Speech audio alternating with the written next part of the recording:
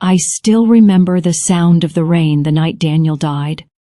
It wasn't loud or violent, just steady, like the world was quietly weeping with me.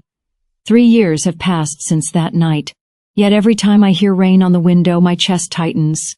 It's strange how silence can be louder than any scream. After Daniel's death, I built my life around emptiness. Every morning, I made his coffee the same way, 2 spoons of sugar, 1 of regret. The house became a museum of memories, his books untouched, his jacket still hanging by the door. People told me I was strong, but they never saw me break in the middle of the night, whispering his name into the dark. Then came Ethan, Daniel's younger brother. He started visiting every Sunday, first to check on me, then to fix things that weren't broken. He had Daniel's eyes but a softer voice, one that carried warmth instead of promises. I told myself he was family, that's all. But every time he smiled, I felt something inside me stir, something I buried the night Daniel left. One evening, while fixing a leaking pipe under the sink, he looked up, drenched, laughing, and for a moment, I forgot who he was. Or maybe I remembered who I used to be. That terrified me more than loneliness ever did. And yet, part of me knew, this wasn't the end of my grief. It was the beginning of something I shouldn't feel. It's strange how the heart remembers what the mind begs to forget. Some mornings, I still wake up reaching for Daniel's side of the bed, only to find the cold sheet waiting for me. Like a reminder that warmth can vanish without warning. The scent of his cologne still lingers on the old sweater I can't throw away. Sometimes I hold it close, just to feel like he's near. Daniel and I met when we were both 22. He was the kind of man who made promises and actually kept them. I remember the first time he said he loved me. It wasn't under the stars or in some movie moment. It was in the kitchen, over burnt pancakes and laughter. If you can live with my cooking, he said, you can live with anything. I thought love was supposed to last like that. Simple, solid, eternal. We wanted children, a small house by the lake, and a lifetime of growing old together. Life gave us half that dream. And then it took him away. When Ethan came back into my life, I saw glimpses of Daniel in him. The way he leaned against the doorframe, the way he smiled with his eyes. But there was something else too, a sadness he never spoke of, as if Daniel's death had left a space inside him as well. Sometimes, when Ethan talked about his brother, his voice would tremble, not with grief but with something unspoken. I didn't ask what it was. Maybe I was afraid of the answer. One night, as we sat on the porch listening to the rain, he whispered, "Froshik, I miss him every day. But somehow when I'm here, it hurts less." And that was the moment I realized he wasn't the only one finding comfort in forbidden places. Heartbreak happened on a Sunday, the kind of day Daniel used to love. Golden sunlight spilling through the curtains, the smell of coffee filling the kitchen. Ethan had come to fix the old garden gate. He was humming softly, the same song Daniel used to sing when he worked outside. I froze when I recognized it. For a moment, I couldn't tell whose voice it was anymore. I made tea, trying to quiet the storm in my chest. When I brought it to him, he smiled, that quiet, grateful smile that always made me forget how complicated everything was. He reached for the cup, and his fingers brushed against mine. It was nothing, and everything. The air changed. Neither of us moved, but something inside both of us did. "Do you ever stop missing him?" I asked before I could stop myself. Ethan looked up, his eyes darker than I'd ever seen. "No," he said, "but when I'm with you, it feels like he's still here." His words cut through me, sharp and tender at the same time. I wanted to speak, to tell him to stop, to tell him this was wrong. But when I looked into his eyes, I saw my own loneliness staring back. It happened so quietly. The space between us disappeared.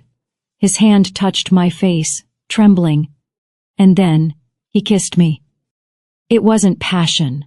It was grief, desperation, and something that shouldn't have existed. But in that moment, I didn't push him away. I didn't remember my vows or my guilt. All I felt was life, after so many years of feeling dead inside. When he pulled away, neither of us spoke. The silence between us was heavy, not with regret, but with the terrifying truth that we had crossed. a line we could never return from. The days after that night were soaked in silence, not the peaceful kind, but the kind that screams inside your chest and leaves you breathless. Ethan didn't come by the next Sunday, or the one after. The house felt heavier without him, and that terrified me. I had spent years drowning in grief, but now, it was absence that felt unbearable. I kept replaying that kiss in my mind, not because it was romantic, but because it had awakened something I thought had died with Daniel, the need to feel seen, touched, alive, and that realization carried more shame than comfort. At night, I sat by the window where Daniel's photo still stood. I spoke to him, like I always did. "Forgive me," I whispered. "I didn't mean for it to happen." But the photograph stayed silent, his smile frozen in a past that no longer felt like mine. Then one evening, I found a small note slipped under my door. "I shouldn't have kissed you, but I can't pretend it meant nothing. Ethan, a Berkey." I read it again and again until the words blurred with my tears. The guilt, the longing, the confusion. It was all too much. I wanted to run from it, yet part of me wanted to see him again, if only to understand what this was. And so, for the first time in years, I put on makeup, brushed my hair, and stepped outside. The silence inside my home was louder than ever. And I realized I was no longer mourning Daniel's death. I was mourning the woman I used to be. The day he came back, it was raining again. Soft, familiar rain, like the world was repeating the same story.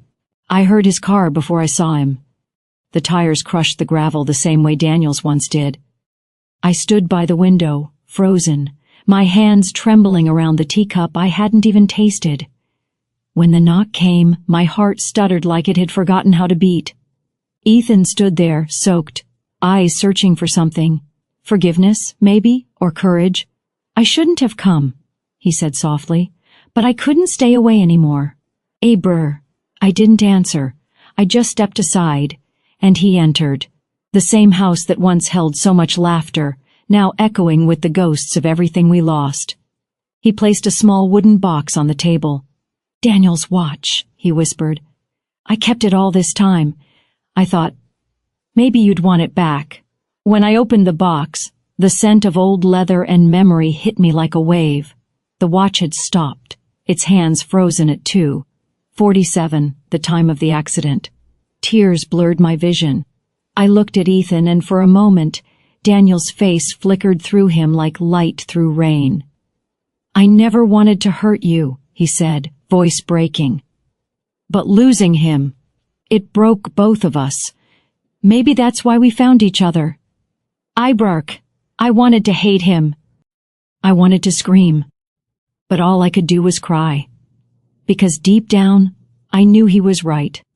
Our grief had tied us together in a way neither of us asked for, yet couldn't undo. He reached out, hesitating. "I'm not asking for love," he said quietly. "Just don't shut me out again." The thunder rolled outside, and I felt something inside me shift. Not love, not forgiveness, but the fragile beginning of acceptance. That night, after he left, I couldn't sleep. The house was quiet, but my mind wasn't. His words kept replaying in my head. Maybe that's why we found each other. For years I thought what I felt for Ethan was wrong, a betrayal to Daniel, to the vows I once whispered over trembling lips. But the truth was more complicated than sin. Grief doesn't follow rules. It crawls through the cracks of your heart and takes root where love once lived. The next morning I found him in the garden, the one Daniel had planted before he died. The flowers were wilted, but somehow, a few new buds had pushed through. I stood behind him and said quietly, "He would have wanted us to live, Ethan, not to keep dying with him." He turned to me, eyes shining with something I couldn't name. "I used to hate myself for loving you," he said, "but every time I tried to forget, I saw you breaking, and I couldn't walk away from that." The silence that followed wasn't heavy this time. It felt honest, raw, human, real. I reached out, touching his hand. "Maybe we both loved Daniel in our own ways," I whispered. Maybe love doesn't die, it just changes form. For the first time in years, I didn't feel guilty saying it. The truth wasn't that I betrayed Daniel. The truth was that grief made us both survivors of the same storm. He smiled faintly. So what now? Ebro. I didn't answer. I just looked at the garden, at the new life growing quietly where death once ruled. Sometimes, the truth isn't a confession, it's a release. It's strange how endings don't come with thunder. Sometimes, they come with quiet mornings and unfinished coffee. A month after that day in the garden, Ethan came by one last time. The air smelled like rain again, though the sky was clear. He stood by the doorway, his hands in his pockets, like he didn't know how to begin. I got a job offer overseas, he said softly. It's far, and maybe that's what I need. Ebru, my heart tightened, but I didn't speak. There was no fight left to give, only truth. I think it's what we both need, I whispered. We sat on the porch for a while, watching the wind move through the trees Daniel once planted. Neither of us cried. We had done enough of that. What filled the silence wasn't pain anymore, but something gentler. Understanding. Before he left, he reached into his pocket and handed me something small, a folded photo. It was the three of us, Daniel, Ethan, and me. I hadn't seen it in years. He would have wanted you to be happy, Ethan said, his voice barely a breath. Tears blurred the edges of everything, the trees, the sky, his face. I didn't stop them this time. I'll be fine, I managed to say. We both will. He smiled. Not like a lover, not like a brother, just like someone finally free from the weight of memory. When his car disappeared down the road, I stood there for a long time. The house was quiet again, but it didn't feel empty anymore. I walked to the garden, touched the new blossoms, and whispered to the wind. Goodbye, Daniel. Goodbye, Ethan. Thank you for teaching me that love never really leaves. It just changes its name. The rain began to fall again, soft and steady, like a final promise.